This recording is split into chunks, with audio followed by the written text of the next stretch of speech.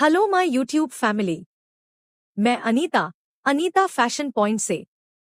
आज मैं आपको एक ब्यूटीफुल स्लीव डिजाइन दिखाने वाली हूँ। ये स्लीव डिजाइन सिंपल भी है और स्टाइलिश भी।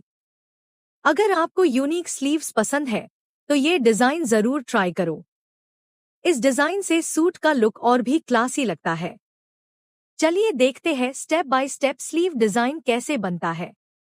बुटीक स्टाइल स्लीव डिजाइन घर पर बनाना सीखिए। ये लेटेस्ट स्लीव पैटर्न बिगिनर्स भी इजीली बना सकते हैं।